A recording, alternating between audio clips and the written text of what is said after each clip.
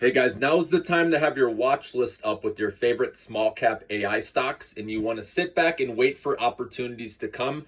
A great opportunity, for example, would be if one of these stocks, let's call it Lemonade, for example, okay? Let's say this is AI for insurance if you don't know. Let's say this stock, you see the RSI. Again, it's important to have the charts up with these indicators so you can see. Let's say the RSI goes below 30. That would mean oversold conditions. That would be a good time to dollar cost average and pick up some shares with that stock. This video is for long-term investors who are patient, okay?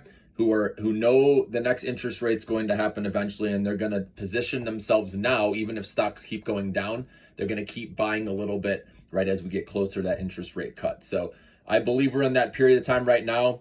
Data was coming in weaker than expected until this morning, where the jobs report came in much hotter than expected. So again, small caps, especially with the issues going on with the regional banks right now, they do have some more room to fall. But like I said, if you have the long-term mindset, you want a dollar cost average as it's falling slowly, okay? Or you could play it the other way where you want to wait till the momentum's going up.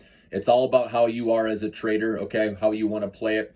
Like I said, obviously, if you're a short-term trader right now, it's still going to be volatile. And like I said, there could be more downside. So you probably don't want to get in yet. We need to see how the regional banks, more earnings reports with those play out. Okay. Again, New York Community Bank, you heard me talk about this. The assets they bought, are garbage, and they reported huge losses on their earnings report on Monday.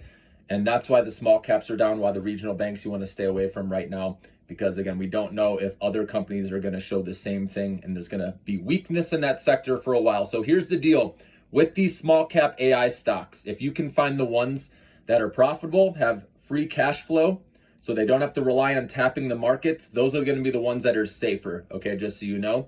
And so that's what I'm going to start doing, a scan and trying to find the ones that have no exposure to the regional banks. And I'll post a video on that soon. Okay, hopefully I can find some good information on that. But those are the ones, like I said, if you want to be safer, obviously, that don't need to raise capital, that don't have to worry about dealing with these regional banks, okay, that are struggling right now. Remember, Upstart, I mentioned, has exposure to the regional banks. That's why it's a very small position for me, okay? Again, high risk, high reward.